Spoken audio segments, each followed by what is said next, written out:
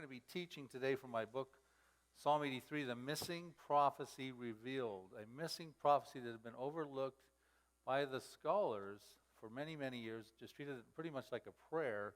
And when you put it together into where it seems to fit in the end times equation, it makes all the other prophecies fall into good sequential order. So we'll be teaching from that today. I want to show a brief clip that sort of introduces the book a little bit to you, to kind of tell you about the content of it.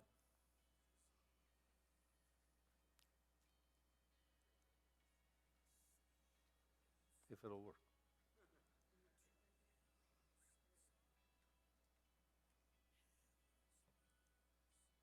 Hello again, Gary Stearman. Time for another daily update from Prophecy in the News. And in studio with us today, the author of this book, Bill Salus, author and lecturer.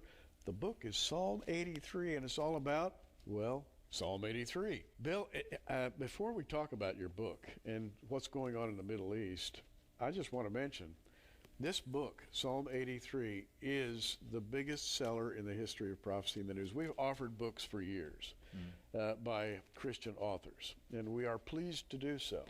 But of all the books we've ever offered, yours is stirring up the most excitement we've ever seen, and there's got to be a reason for that. It deals basically with what's happening in today's newspapers. Israel as a nation struggling for existence, surrounded by a group of enemies who have sworn that they want to wipe Israel out to the last Jew. And they are not at all bashful about saying that. So this is where we start. And we're watching this very carefully from half a world away. Here we are in America watching all this. Is there going to be war in Israel? Is there going to be war in Israel? Who thinks there might be war in Israel? Well, ultimately, the Bible talks about multiple wars. Of course, you've got the Armageddon campaign, which will be at the end of the tribulation, where the Antichrist puts together the armies of the world to come against Israel. But you also have the Ezekiel 38 invasion, which I'll be talking a little bit about today. Gary mentioned this in the first talk. And then I believe it's preceded by Psalm 83. We've got the war with Edom and the Arab Confederacy that's described in Psalm 83. So I'll be talking about, I'll be unpacking, dissecting, and sequencing Psalm 83 and Ezekiel 38, the Gog and Magog war. And, of course, I want to talk a little bit about the blood moons. We talked about this last night at the Q&A, that we would be talking about the blood moons a little bit throughout the weekend. Are they significant? If they are significant, it certainly adds a strong element of urgency to the very things I'll be talking to you about this morning. Now, the Psalm 83 book also, which will be out on the resource table, comes with other research aids, like a couple DVDs and a CD with PowerPoint lessons and things like that. So they're all available out on the resource table. We certainly hope to see you out there after this presentation. Now, these blood moons will be coming. First of all, who's heard about these blood moons? Who sort of knows what they're about? Wow, quite a few of you. Who thinks they may be significant? Okay. All right. Well, I'm going to show you a few of what the naysayers are saying, and they make good arguments, too, at the latter part. But what's very interesting you need to know is that the blood moons will come during President Obama's watch. The last one will be on September 28th of 2015, and, of course, he'll be president at that time, barring any unforeseen circumstances. Now, we're a little concerned because the Middle East is starting to go apocalyptic, and a lot of people are comparing Barack Obama's foreign policy to that of Jimmy Carter's back in 1979, when you had the Iran hostage crisis with 52 hostages in captivity for 444 days. And so we're a little concerned during the blood moons we might get something like this in the White House.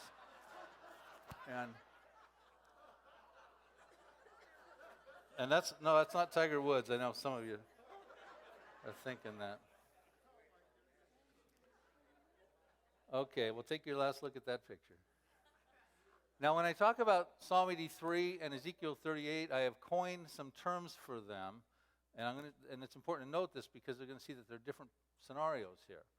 Some people try to say Psalm 83 and Ezekiel 38 are the same prophecy, but I'm going to show you why that just does not seem to be the case.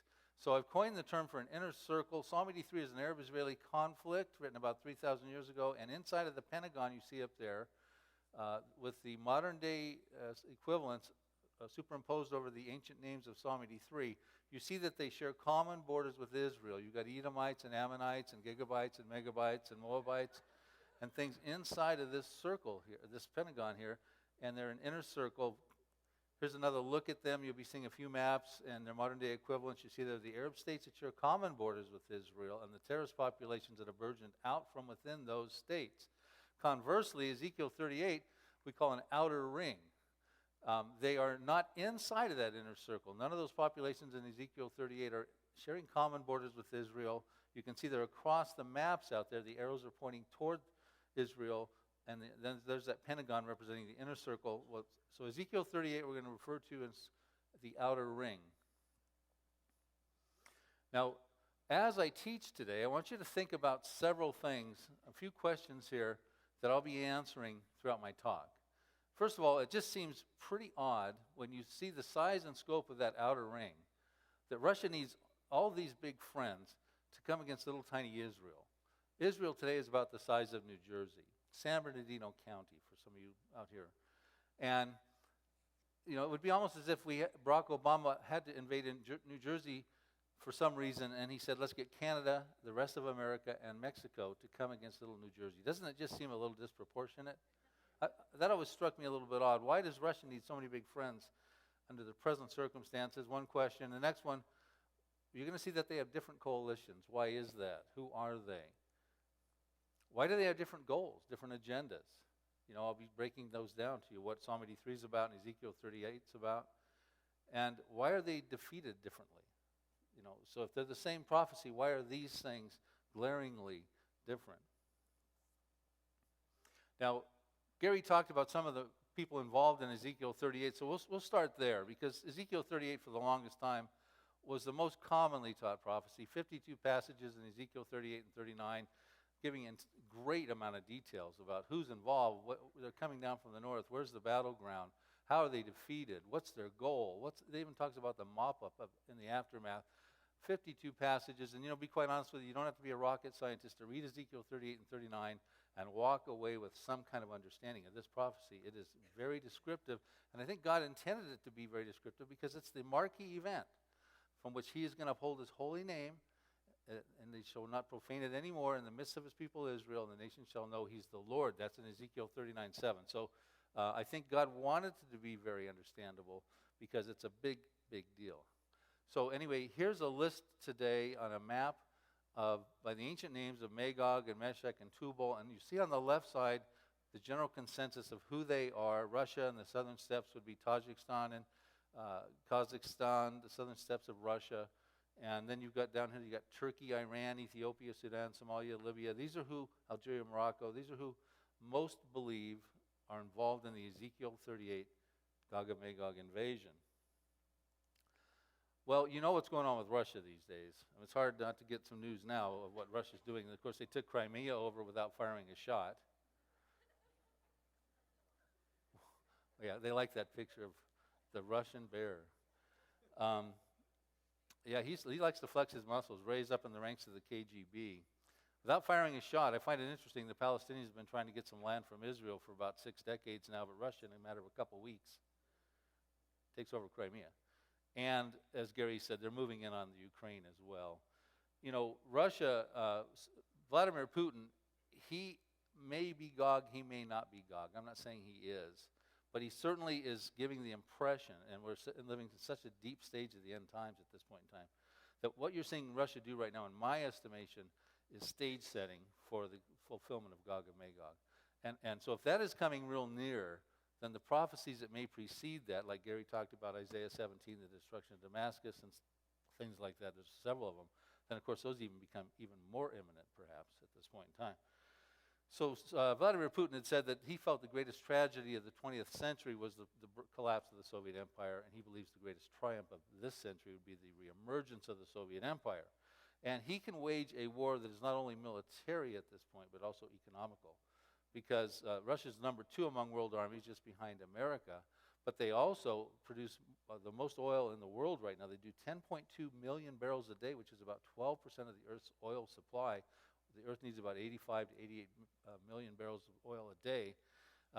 Russia provides 25% of the natural gas on through to Europe, and 80% of those lines run through the Ukraine. So Ukraine, of course, becomes very strategic for Russia. They provide all of Ukraine's natural gas, period. So we've got a real big concern here. The Ukraine should have gotten involved in NATO. They had plenty of time, almost a couple of decades, to get involved. They didn't. And now they're probably going to go down into Russia's scenario.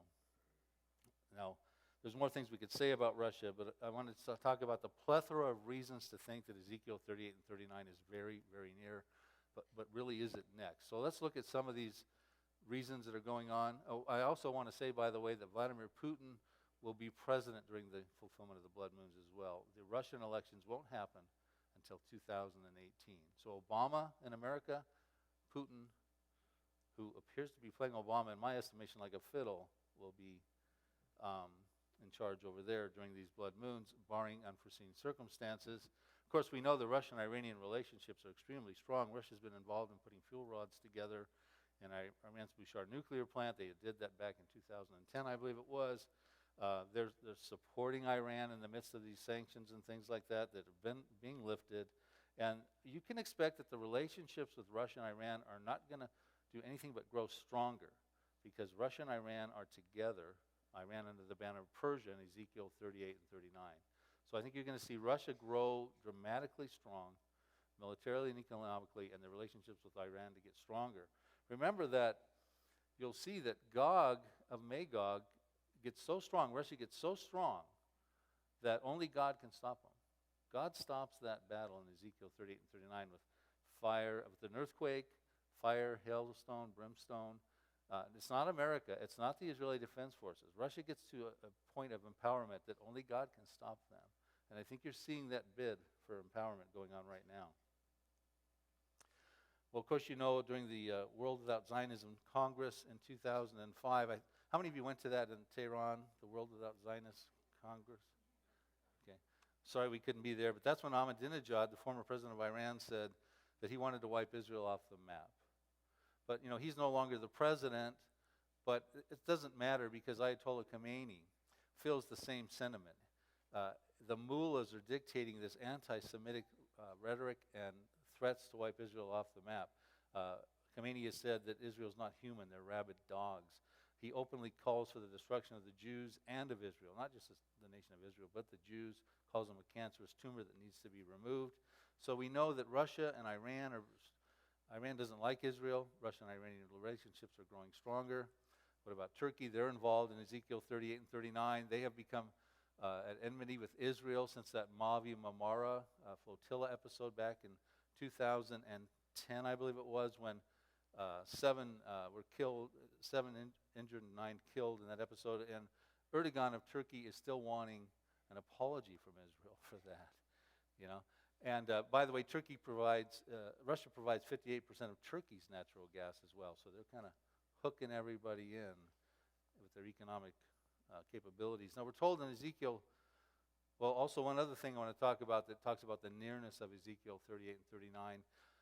We're told in Ezekiel 39:7 that there's going to be a sacrificial meal. The birds of prey are going to come, and the animals and the beasts of the earth are going to come at the destruction of the hordes of Gog, and these Magog invaders are going to be defeated, and the birds are going to come and prey on them and have a sacrificial meal. We're told about that. And then we find out now that in Israel, a lot of non-indigenous birds of prey that normally would migrate to Israel and just passing by until they went to the next destination are now stopping and nesting and breeding in Israel right now. Because if you're going to have a big disaster, you can't be flying in from Canada and other places like that. You need to be there to enjoy that sacrificial meal, and we're seeing that is already setting up. So these are all indicators that Gog of Magog, the Ezekiel 38 prophecy, must be drawing very, very near. And we're told in Ezekiel 38, verse 10, that Gog gets an evil plan that he puts together. And then it goes on to say that at the time of this evil plan, he says, you will go up to a land of unwalled villages, to a peaceful people.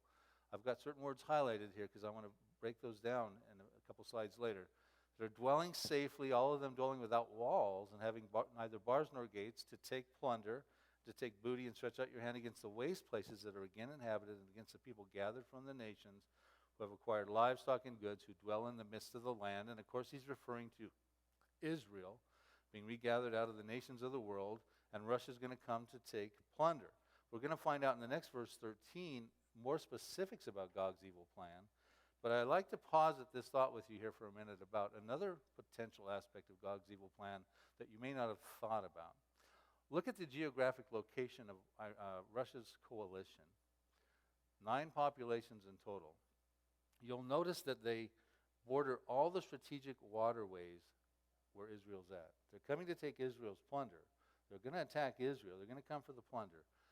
But Israel is going to be in a position with the location of these individuals to not be able to export their commerce very easily out into world markets.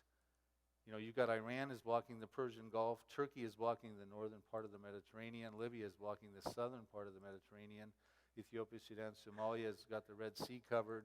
And then, of course, deeper into the Mediterranean is Algeria, Morocco, and Tunisia. Is this part of the plan at some point to boycott Israel, to blockade the waterways? Just positing the thought for you to think about. So he goes on and talks about, in verse 13, he lists these other individuals not involved in the coalition, and they give us some more details to the prophecy. It says, Sheba, Dedan, and the merchants of Tarshish and all their young lions will say to you, have you come to take plunder? Have you gathered your army to take booty, to carry away silver, gold, and to take away livestock and goods, to take great plunder? So we see that clearly Russia's coming to take plunder and booty. You're going to see in Psalm 83, it's more about the land. But Ezekiel 38, it's about the plunder and the booty and the prosperity of Israel. Of course, Israel has developed natural gas, 2 major discoveries that will make them energy independent and an exporter of energy once they're fully developed. And so, we're seeing Israel burgeon, having a wonderful economy when other global economies are having trouble. Isn't it interesting that God's blessing Israel right now? Okay, so Russia's going to come and at a certain time and try to get this plunder and this booty.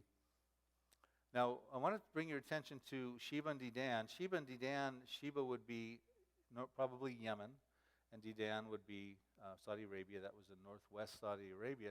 But who are the merchants of Tarshish and their young lions? These 4 seem to be standing on the sidelines saying, Russia, what are you doing? Now, notice it says merchants of Tarshish. There's a theme of customer, of merchants in here. The Hebrew word is sakar. And it does talk about trafficking customers. Ezekiel 27 actually says that Tarshish was the customers of Tyre.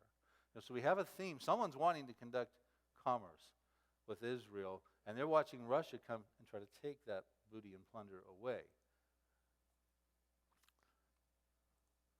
So there's where Sheba and Dedan are, and the merchants of Tarshish and their young lions, we're going to look at this for a second. There's 2 themes, the merchants of Tarshish and the young lions, 2 different groups. One of the arguments is that Tarshish was Spain, and the young lions would be, their colonies from them that came out from their loins, South America, Central America, things like that. Now, if you'll study that argument closely, and I have, that's really a very weak argument. I'm not going to get too deep into it right now for time's sake. But I think you're going to find out that that is not who's being referenced here. And I'm going to show you biblically and geopolitically why it is more likely Tarshish is the UK, and the young lions would be the colonies that sprung forward from them, and that would involve America. So if we're involved in this prophecy, we are on the sidelines as a spectator for some reason, it appears to be.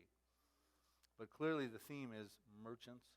Someone wants to conduct commerce with Israel. If that's America, that might be a good thing. If we want to bless Israel, Genesis 12:3, we would be blessed in turn. God's foreign policy, he'll bless those that bless Israel. He'll curse those who curse them. Could be a good thing. Whether the church is here or not at this time or whatever, I'll talk about that in a moment. So let's look at this just for a moment about America's potential scenario here with the merchants of Tarshish. Now, J.R. Church wrote in a book called The Guardians of the Grail, and of course J.R. Church and Gary Stearman used to work together with Prophecy in the News. Great scholar like Gary is, but J.R. Church has passed away. But he wrote in his book Guardians of the Grail, an inscription discovered in 1780 on a cliff above Mountain Hope Bay in Bristol, Rhode Island, contained an engraving that read, "Voyagers from Tarshish, this stone proclaims." It's believed to be inscribed around 533 BC. Harvard University has found 5 locations within the United States where the merchants of Tarshish had colonies. So we have archaeological evidence here that America could be involved with Tarshish and or its young lions. Now, Many believe, archaeologists believe that Tarshish was the ancient name for Britain, that Tarshish was beyond the Gibraltar. The Strait of Gibraltar separates the last choke of the Mediterranean before it gets into the Atlantic, just below Spain. So some believe the British Isles are being referred to here as Tarshish, and it shows up in many places in the Bible about the Isles of Tarshish. There's some lists to them up there. And so Tarshish was, who was he? He was the son of Javan, and you've got a list of who they are. And it says, by these were the isles of the Gentiles divided in their lands, everyone after his tongue, after their families and their nations. So you see that the isles, Britain really is a huge amount of big islands, is what it is, the British Isles and things like that. So I think we have an argument there. We know from Jonah that when he was supposed to go to the north and to the east to talk to Nineveh about their coming destruction, he hightailed it to the furthest direction he could away from that initially. And of course, he got swallowed up by the whale. But we find out that he went to Joppa and boarded a ship for Tarshish and went out, and you can see a map up there. That would be out towards that Strait of Gibraltar there, and that was a 2,694-mile jaunt to the west of Israel. Okay, so we see that the merchants of Tarshish are out toward the west, and we have in Psalm 48:7, thou breakest the ships of Tarshish with an east wind. So if these ships are coming from the west, if you're going to break a ship, the wind has to come in the opposite direction from the east. So we've got the Tarshish is way out to the west, and they are also known in Scripture. We're still talking biblically about defining who they are. That they had massive and durable ships that could sustain travel for weeks, if not months at a time, and that they were known for their advanced and abundant riches. And there's scriptures that point that out. Here's just a couple of them. Merchants show up 7 times about Tarshish, and ships 11 times. Tarshish was thy tire merchant by reason of the multitude of all kinds of riches, with silver, iron, tin, and lead, etc. And then it goes, the ships of Tarshish did sing of thee in the market, and thou wast replenished and made very glorious in the midst of the seas. So, biblically speaking, we're talking about a major entity out to the west of Israel. It's either going to be Spain and or their colonies, or America, UK and or them. But now let's look at it geopolitically. What happened? Because remember, this prophecy in Ezekiel 38 is dealing with the latter days it talks about in a couple places.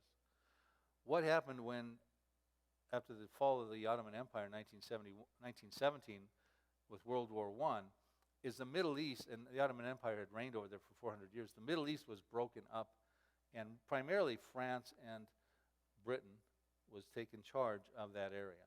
And you can see that France got control over Syria and dominion over Lebanon, but the UK, we'll call them Tarshish here, with those little banners, had control over Iraq, Transjordan, and of course Jerusalem, Israel, and Jordan. Now, those Arab states got their statehood. For instance, Egypt in 1922, Saudi Arabia and Iraq in 1932, and so they became those Arab states there, and of course Israel, the Jewish state. But you can see that Spain had nothing to do with this process. This was the UK and France.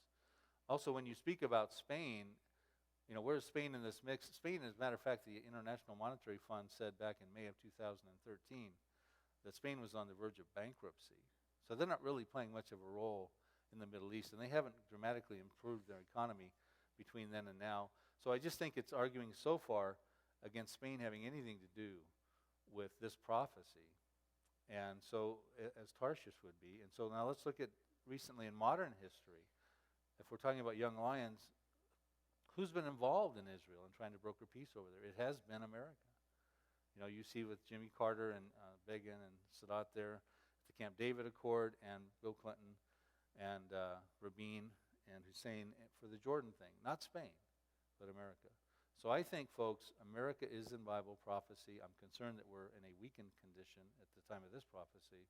What happens to get us there is another topic. But I think, it's difficult to find America in the Bible. Gary had mentioned Russia's in the Bible. China's probably in the Bible. Gaza's in the Bible a whole bunch. There's a place called Gabal that I'm going to mention in Psalm 83 that's in the Bible 2 times. Who knows where Gabal is? It's in Lebanon. You should have known that, of course. Well, you're going to find that out. But let's look at Ezekiel 38 and see if it's really next. I know it's near, but is it next? Some of those prerequisites that we read said they've got to be regathered from the nations in the latter years, brought back from the sword, the Jews, into Israel, which had long been desolate. 1,878 years the Jews were out in the nations of the world. The land was generally desolate. I would say we'll give check marks on that. That Israel exists right now. That is going on. That has been going on. And so we can give that one a nod. But what about these other things? Are they dwelling in the midst of the land? Well, first of all, what land was Ezekiel referring to? You know, God gave Abraham the land from the river of Egypt, the Nile, to the river Euphrates, which courses through modern-day Iraq and Syria. Now, Ezekiel was probably referring to that land, and the midst of that land would not only include Israel today, but probably more like Jordan as well. That's in that Pentagon there, that inner circle that we talked about. In my book, I point out that Jordan will surrender sovereignty to Israel in Jeremiah 49. Are they dwelling without walls, bars, nor gates, having gold and silver and acquired livestock and goods, a wealthy nation possessing booty and great plunder, the type of nation that Russia would put together such a formidable coalition for? Well, they're not dwelling without walls, bars, nor gates.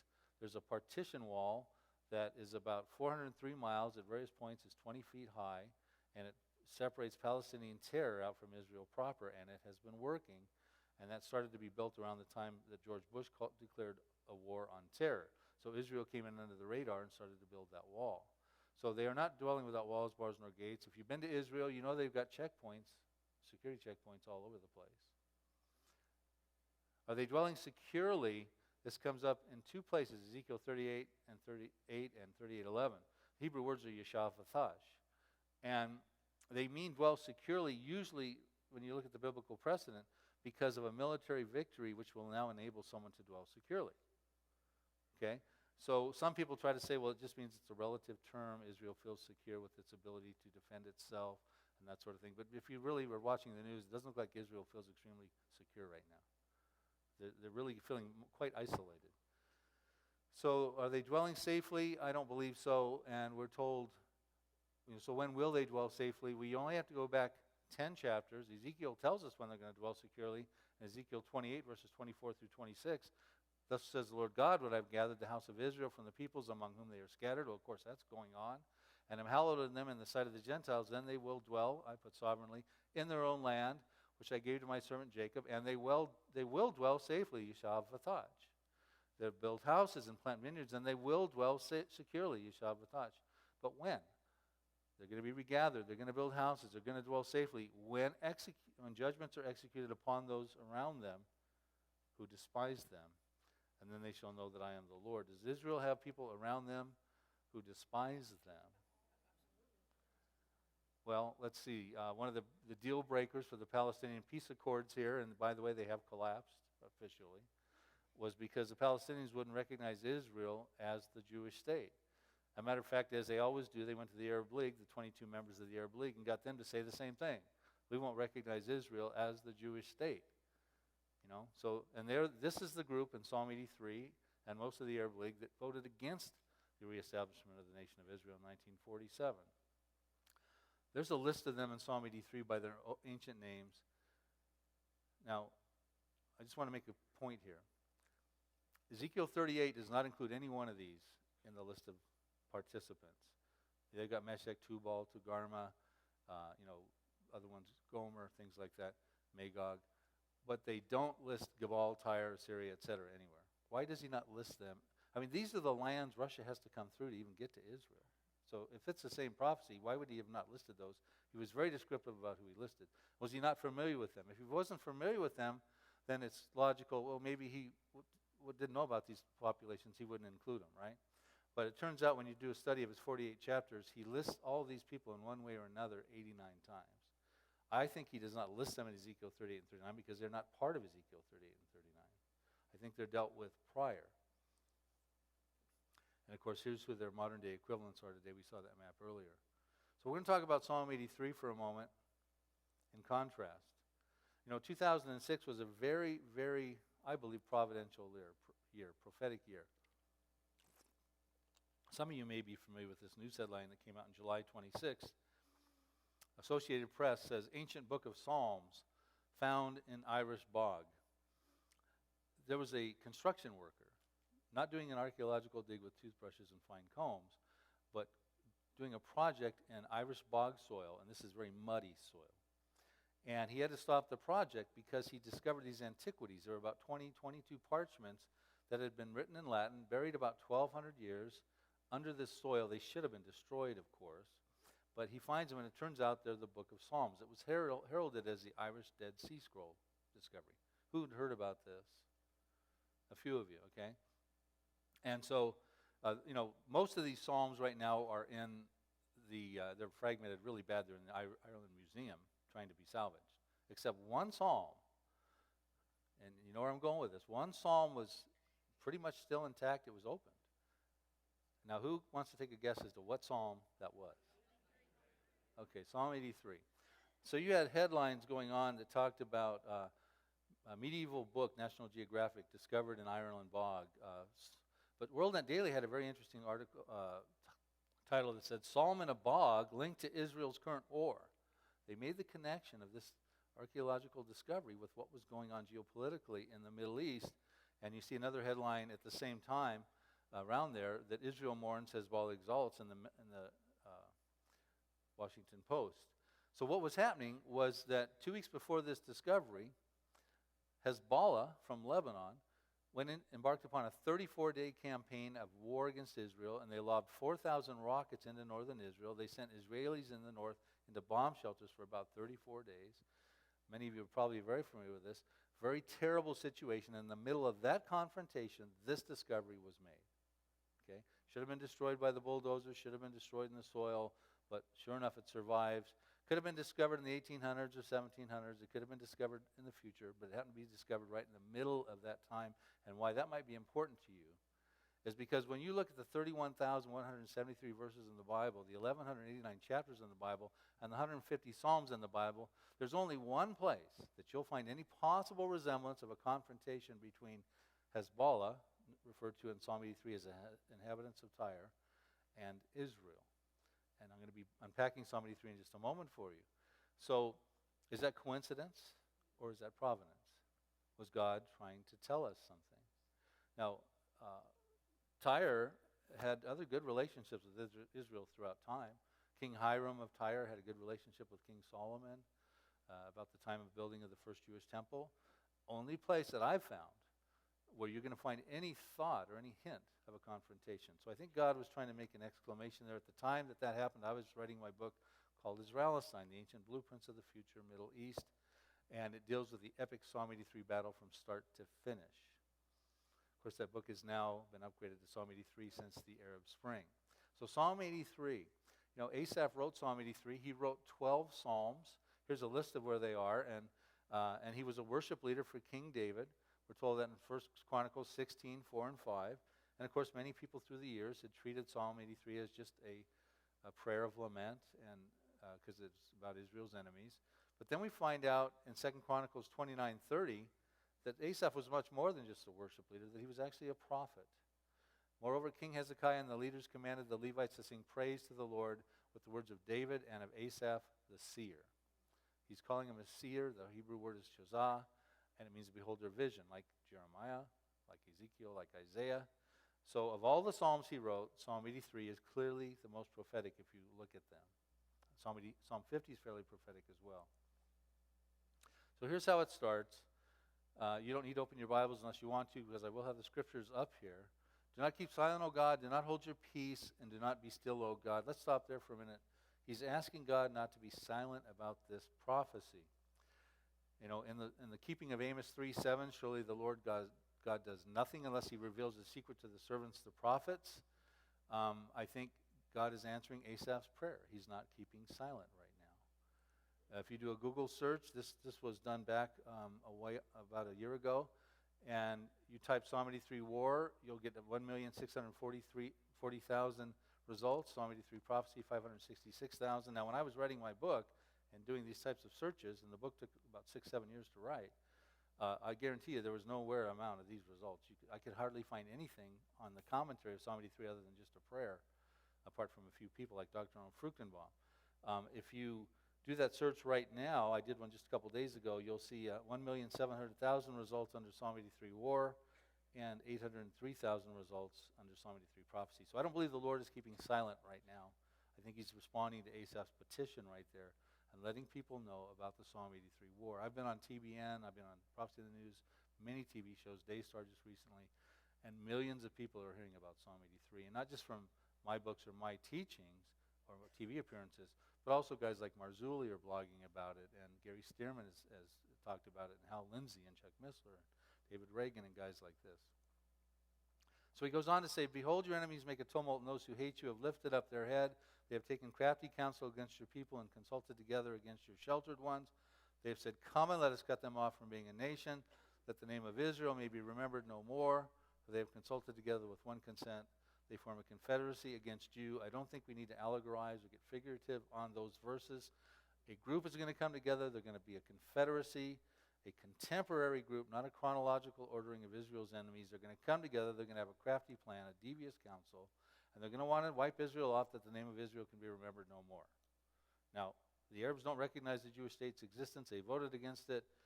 We've been seeing the Psalm 83 countries go to war with Israel since it became a nation, and I'll point those out in just a moment. So someone is going to want to come together to destroy the nation of Israel. Asaph thinks it's a big deal, and he doesn't want God to be silent about it. So who are these culprits that think they can get away with this heinous deed? I'm not going to read them all to you, but you'll notice I have in first position highlighted the tents of Edom. And, of course, you got I told you, the megabytes and the gigabytes and things like that also in there.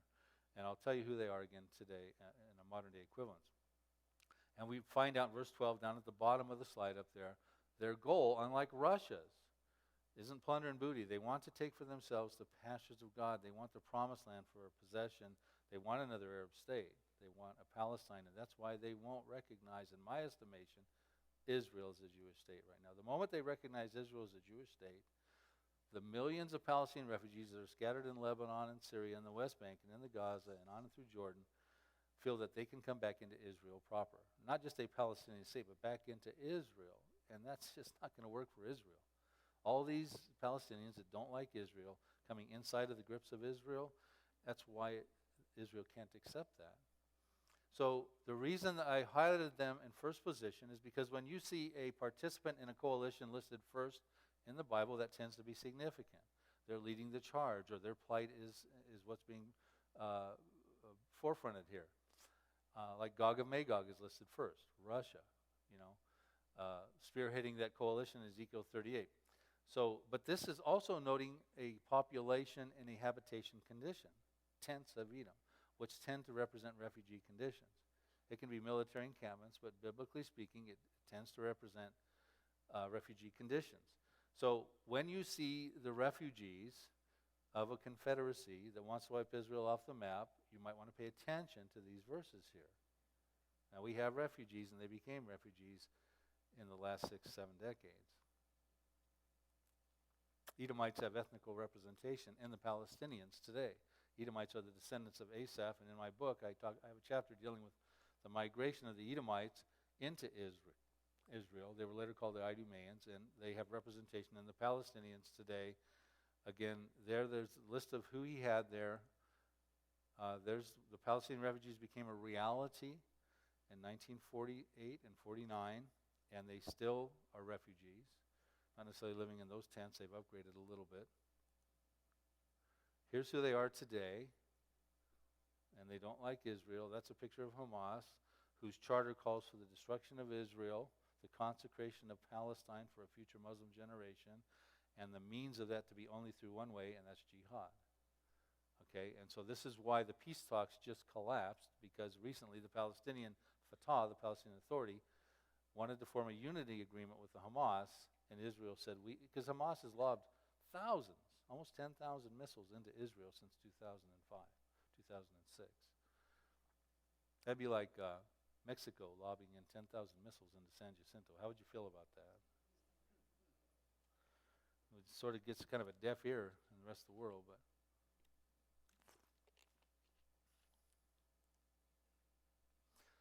that's when they became states. Here's how this plays out in real-time application. The Arab states, you see the dates they became Arab states.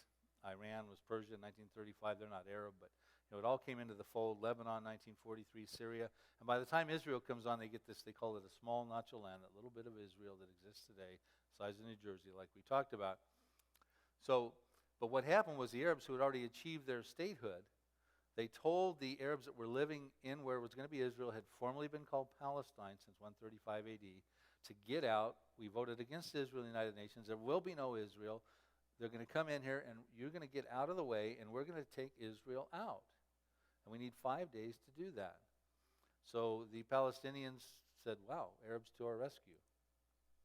Now, here's a friend, his Shimon Arams. He fought in all three of those wars, 48, 67, and 73, the Arab-Israeli wars. He has since passed away, but I spoke with him at a prophecy conference, and Shimon told me, he said, Bill, it was amazing in 1948. They had advanced fighter jets. We were outmanned, outnumbered, outgunned, and we had a few private planes. And we strategically threw them over targets, and we dropped grenades out of the cockpits with glass milk cartons. And they won that war. Who's read the story of David and Goliath? Gideon. So very interesting. So what happened then was all of a sudden now you got all these Arabs that were in Palestine now became refugees. Here's a picture of them in 1949, tents of Edom, in my estimation. Here they are today.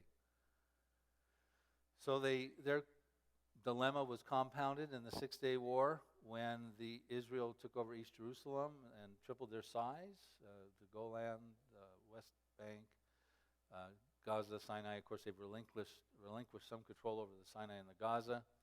Interestingly, they fought for 6 days and rested on the seventh. God created the world in 6 days and rested on the seventh. Maybe a correlation that God's fingerprints are involved in that victory.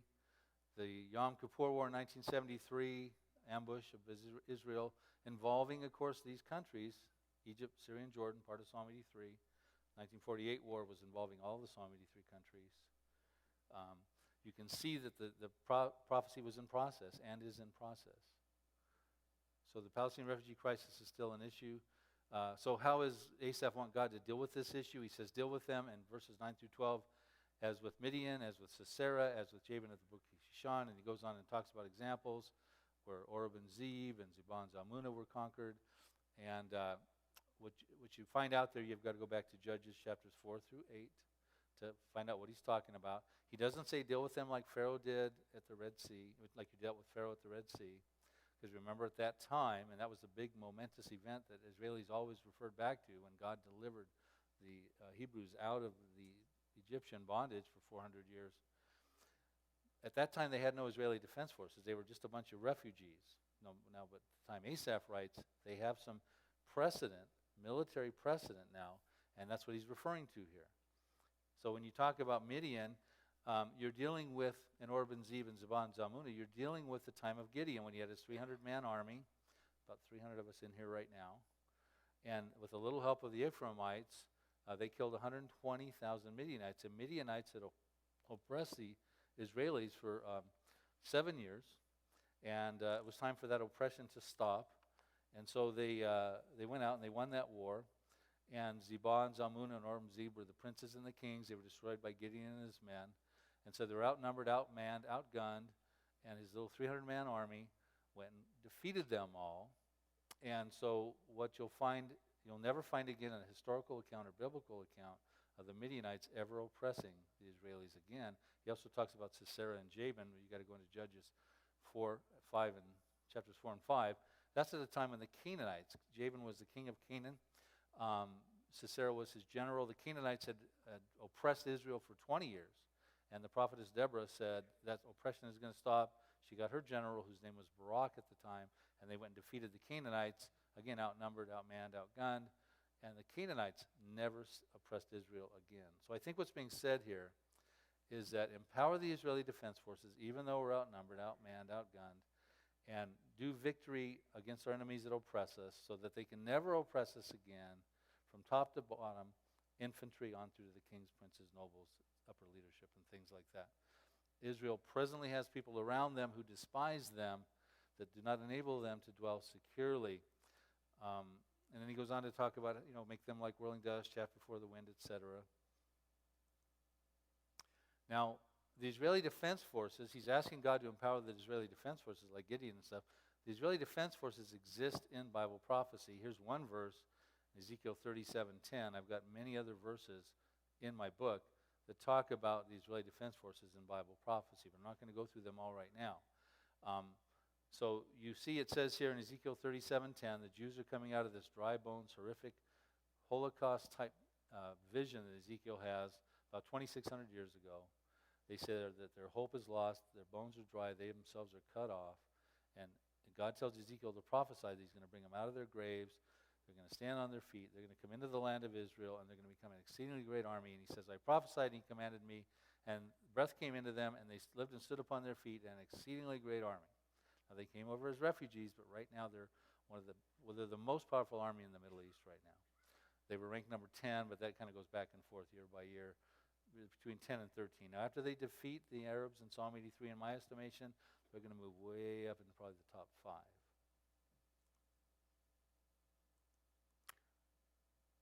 Now, the Middle East peace talks have unraveled. John Kerry made it a big deal to try to make it a big deal last year. He did not have any new plans. Land for Peace deals is what he took over there at a very complicated time after the Arab Spring. That failed during the Camp David Accords in 2000. Bill Clinton tried it. George Bush tried it in 2003 with his roadmap plan. You can see it up there. That failed. Divvying out God's land is not biblically endorsed.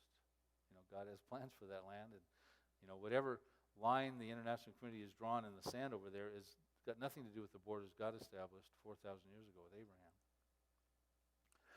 And the worst plan of them all, which is embraced by our president, that John Kerry was trying to forward, is the Saudi Peace Initiative.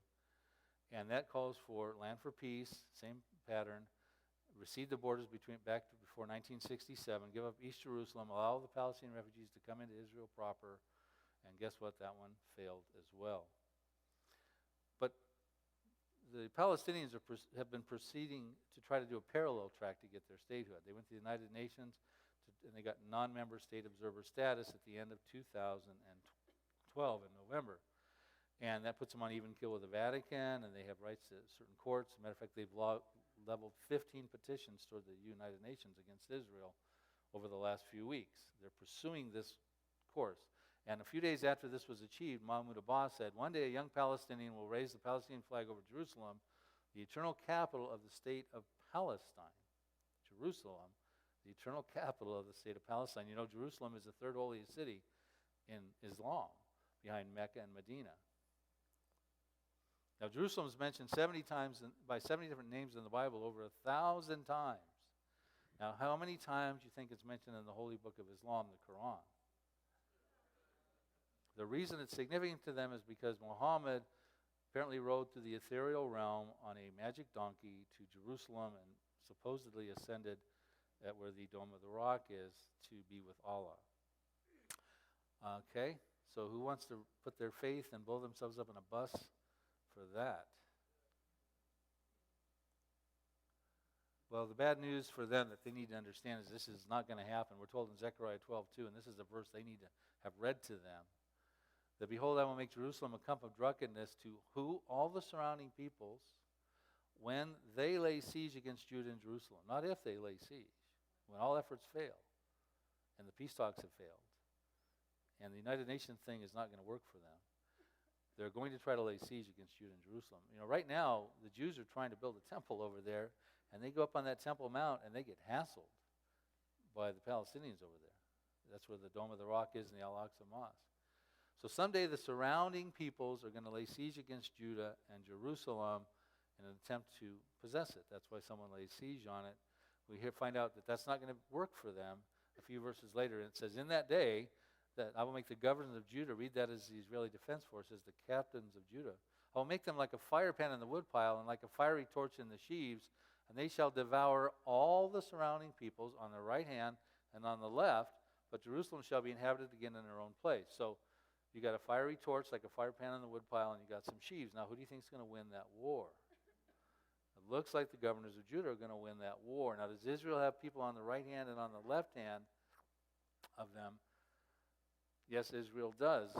They're sharing common borders with Israel. They're in Psalm 83. They're the ones that despise Israel, that execute judgments will be executed upon them, according to Ezekiel 28. And in the aftermath, Israel can dwell securely. So I personally think that as we summarize on Psalm 83, that is where this is going, to a military conflict. It'll be the climax of Psalm 83 when they're going to want to destroy the nation of Israel, those populations on the right side. They're going to want to cut it off that the name of Israel can be remembered no more. That's why they don't recognize the existence of the Jewish state, the right for it to exist. They're going to want one more Arab state over there, not peace with the Jews, peace without the Jews, and they're going to want to call it Palestine, and that's where they want to wave the flag of Palestine without an Israel. I believe this is a real-time prophecy we should be watching. Now, if you remember, I brought your attention to this seemingly bizarre scenario that Russia's going to put together all of its big friends. It's like if Barack Obama said, New Jersey is not buying into my health care program. We're going to have to deal with them.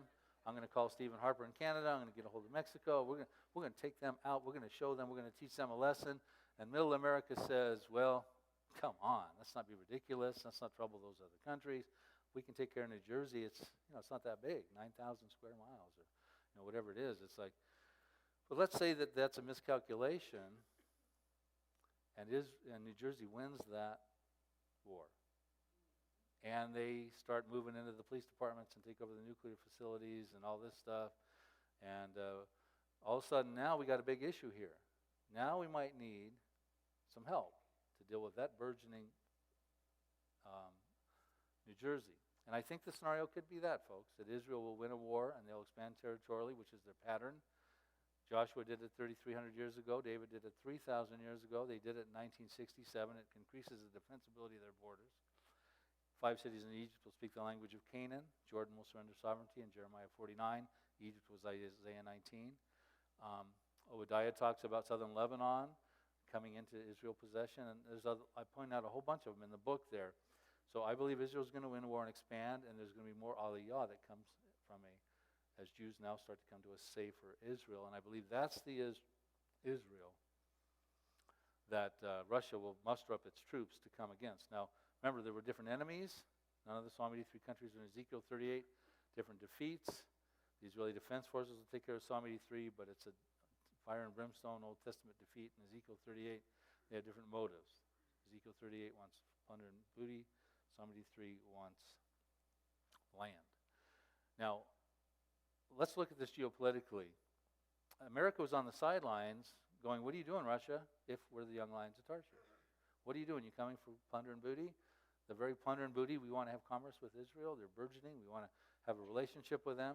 So you had those protesters there. Now, if Psalm 83 happens first, that's a big deal on the situation. Russia will have no problem putting together its coalition. Iran already doesn't like Israel. Turkey doesn't like Israel. The preponderance of all the coalition of Gog of Magog and Psalm 83, by the way, is Muslim, apart from Russia. Okay, so they'll have no problem mustering up a coalition against Israel after Psalm 83, when there's, Israel's grabbing land, there's prisoners of war, there's, the Muslims have been defeated in part by Israel. Now let's throw in the rapture, because we don't know when the rapture is going to happen. I'm a preacher of rapture believer. It could happen before, during, or after Psalm 83. It could happen before, during, or after Ezekiel 38. I think, if I took a guess, it might happen before Ezekiel 38. Because 3 times in Ezekiel 38 and 39, it talks about my people Israel. It's about Israel. It's about preserving Israel.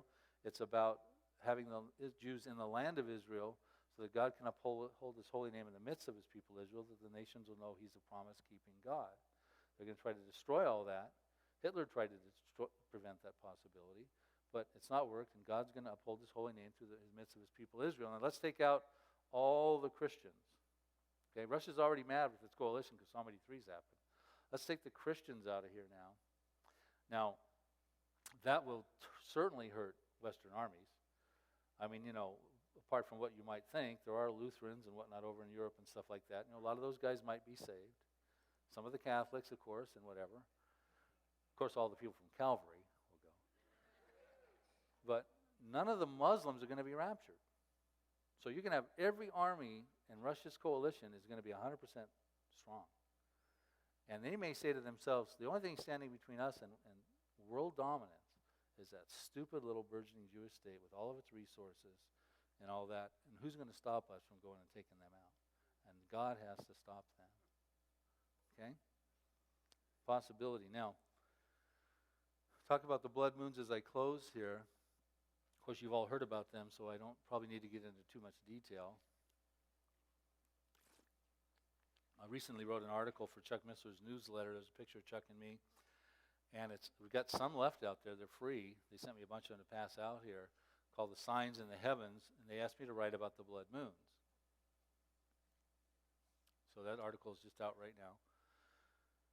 Also, I'm very familiar with these blood moons because I've been on a couple TBN TV shows with John Hagee and Mark Biltz on a different show, and John Hagee's book called The Four Blood Moons, and they featured my book, Psalm 83, at that time. That was middle of last year, end of last year. You know that John Hagee's book was, who saw the blood moon that happened on Passover, April 15th? You know, you probably dropped your taxes off in this mail slot and went out, took your binoculars out to see the blood moon at 1 o'clock. I did.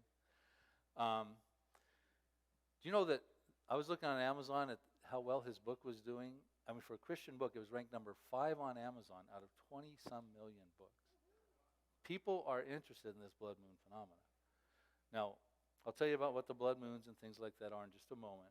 But now he's written that book.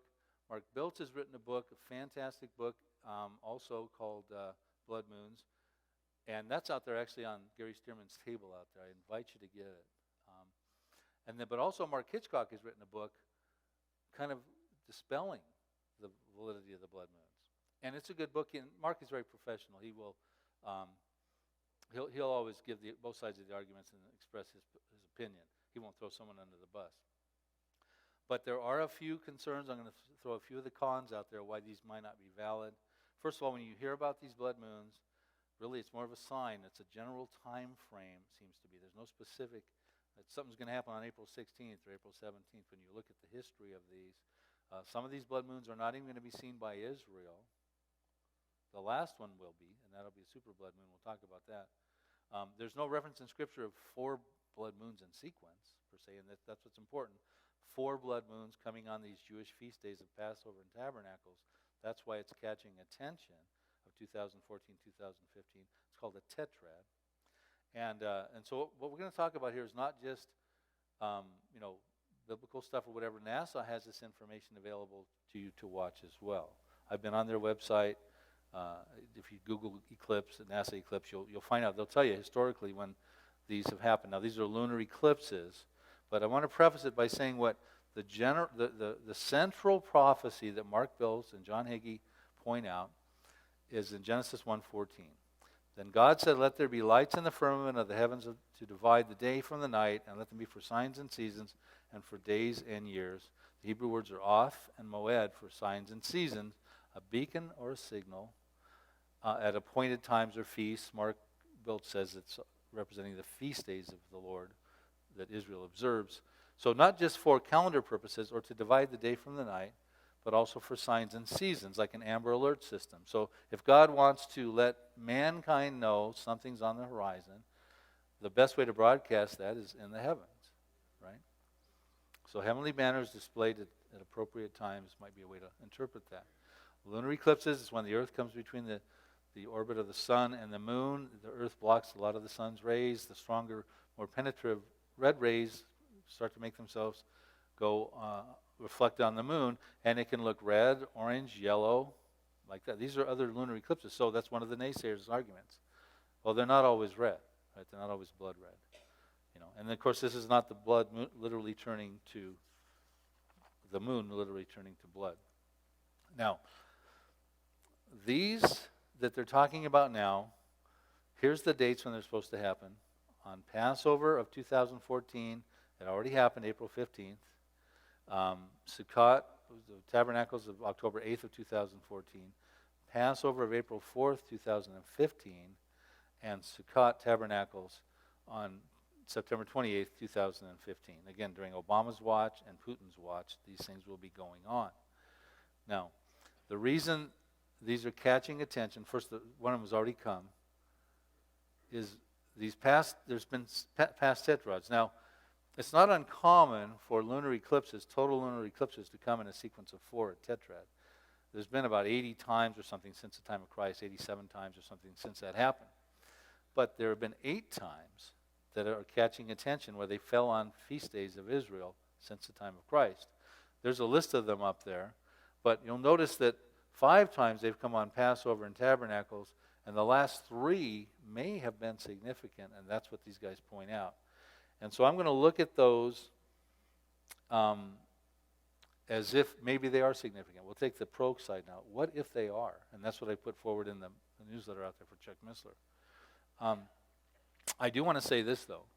I've been on the NASA website, and I have looked to see when the next 4 lunar eclipses will occur on Passover and Tabernacles, and I can't find it. And there's none going to be for the rest of the century. So that might be significant for you to know. So this will be the last, this one we're in the midst of, will be the last sequence in this next year and year and a half per se. So let's look at the one in 1493-94, followed by the ones in 49 and 50, and 67 and 68. What was the lesson of 1493 and 94 potentially? Well, in 1492, the Jews came under bad persecution by King Ferdinand and Queen Isabella in Spain. It was an edict of expulsion, and it was like Nazi persecution. It was bad. And the ships out in the harbor were filled with Jews because they had to get out. It was like August of 1492. And 3 of those ships were the Nina, Pinta, and the Santa Maria, who many of us believe were filled with affluent Jews, and that Christopher Columbus himself might have been a Jew. He called himself from the line of David. Now, that's not germane to what I'm going to say right now, whether they were Jews or not, but that was going on to the Jewish people at that time. So Christopher Columbus sets sail for the West Indies and gets lost and finds America. Okay, so they were under severe persecution. They head out and they find America, which, by the way, 3 of the primary roles that God established America for was to be a safe haven for the Jewish people. We have 5 million Jews over here now. Israel recently surpassed us with about 6 million. France is the nearest nation with 483,500. So it's really pretty clear that we were to be a safe haven for the Jewish people. 2, we were to be a beacon of Christianity to the nations of the world, to get the gospel out far and wide. And throughout the church age, we've been probably the most instrumental, when you reflect upon that, to have accomplished that feat. Have the missionaries in the 1800s, etc., 1900s and presently. But 3rd, to be involved in the rebirth of the nation of Israel and to be a protector of the nation of Israel. Harry S. Truman in 1947 was one of the world leaders that got through that partition plan, which reestablished the nation of Israel in 1948. That became official on May 14th, 1948. So what happens? What were they doing? This is the key questions. What were they doing when the blood moons were occurring on Tabernacles and Passover and Tabernacles? Well, they could be thanking God that they survived this unjustified Gentile persecution. They should not have been persecuted like they were, just like Hitler did. They were divinely preserved through that persecution. They survived as a people. They found a safe haven, America in this case, as a result of the Lord's protection. And what could they do? They could freely worship their God and celebrate his prescribed feasts during those days, Passover and Tabernacles of 1493 and 1494. Now let's jump up about 450 years to the next sequence that came on Passover and Tabernacles, and that was in 1949 and 1950. Now, 1948, we talked about this. Israel becomes a nation on May 14th, and what happens? Immediately, they go to war with the Arabs, and those are the Arabs in Psalm 83.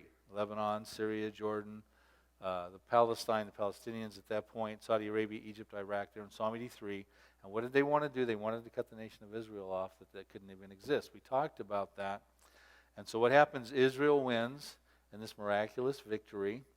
And so what are they doing on the Passover of 1949 and 1950? Well, at the risk of sounding redundant, I think you could say they survived unjustified Gentile persecution. There was no reason these Arabs should have came against them. It was legislated. They should have been able to come back in their homeland, especially after the Holocaust. But they got excessive, and they wanted so Psalm 83 Arabs in this case, not Spain, but the Psalm 83 Arabs. They were divinely preserved through that persecution. They went from refugees and started to form into the Haganah and the Israeli Defense Forces today. And they found a safe haven, just like they found America back in 1492 and 93 and ever. But this is Israel now. They found a safe haven as a result of the Lord's protection. And they could freely worship their God on those Passovers and celebrate his prescribed feasts on those feast days. Okay? Now, what's interesting is you jump up not another 400 years, but to 1967 and 1968, and you had 4 more of these blood moons, these lunar eclipses, on Passover and on Tabernacles, and that was the year of the Six-Day War. Now, again, what was going on at that time?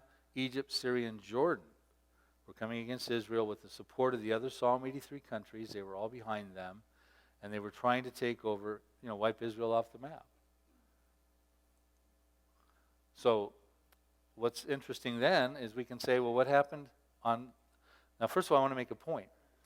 The first blood moon was before the Six-Day War in June. June 6th was the Six-Day War. But Passover was before that. It was probably April before that. So a blood moon had come. Unlike the 1492 and the 1949 blood moons, which something happened to the Jews or Israel before the blood moons came, one of these blood moons had already come in 1967. Now they win this war in 1967 in 6 days. What can they say? They survived unjustified Gentile persecution again. No reason that should have happened. Psalm 83 Arabs involved. They were divinely preserved through that persecution. And what happened? They found a safe haven, a greater Israel. They expanded their size almost 3 times. I told you that they got the West Bank and the Golan, etc., like that.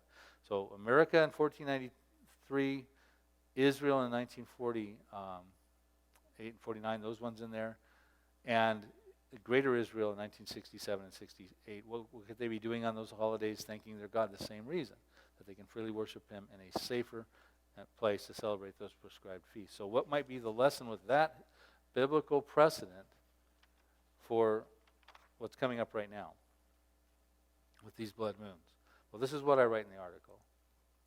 Possibility, it's a big if, capital I, and if it doesn't happen, please don't inundate me with phone calls. I'm just telling you, it deserves an honorable mention. There could be more unjustified Gentile persecution. By the way, the peace talks collapsed just last week. Perpetrated by the Arab populations of Psalm 83, 6 through 8. This oppression could manifest into another war intended to destroy Israel, but result in a decisive defeat of the Arab enemies by the Israeli Defense Forces, as clearly outlined in Psalm 83. As the ultimate victor, the Jewish state could capture even more land and increase the defensibility of its borders. Perhaps the world will witness the final fulfillment of Psalm 83 during this blood moon interval. Maybe. What's interesting here is the last blood moon on September 28th of 2015, Mark Belch points out, will be a super blood moon. It's when the moon is at perigee with the earth in its orbit. It's its closest point, and it's going to be huge. And it will definitely be seen in Israel. It'll be seen in Jerusalem. Now, Gary had pointed out in Joel 2 a very interesting prophecy that says, I will show wonders in the heavens and in the earth, blood and fire and pillars of smoke. The sun shall be turned into darkness, and the blood into moon, before the great and awesome day of the Lord. Now remember, there'll be no more blood moons, suffices to say, super blood moon on the feast days for the rest of the century. Could this possibly be the blood moon referred to here? There's some pros and cons with this verse, because it also talks about the blood and fire and pillars of smoke. Could it be a nuclear scenario like Gary talked about? Is that what the pillars of smoke represent? When you talk about blood, of course, that's dealing with probably wars and deaths and things like that. Could it be the super earthquake that they're worried about in Yellowstone, where all of a sudden all the ash will shoot out, go as far as New York, and maybe even the one in Iceland again might go off? Could there be some other signs going on at the same time causing the moon to look red? Or is it a lunar eclipse? I don't know. But I'm telling you, that's an interesting passage that we need to think about, because it very well could be referring to what might happen in this coming blood moon. So, as I close today, I spoke at a Bible study about a year ago, and it was a cozy little gathering, and I talked about the destruction of Damascus and Psalm 83 and all these prophecies, and one of the guys came up to me and says, you know what? When I see Damascus destroyed, I'll believe in prophecy, and then I'll believe in God. And I said, well, you could be looking at a photo finish here, and your eternity is at stake with that kind of comment. And besides, it's even deeper than that. Romans 1, verse 20, says that God's invisible attributes are clearly seen in creation, and even his Godhead and eternal power, it says.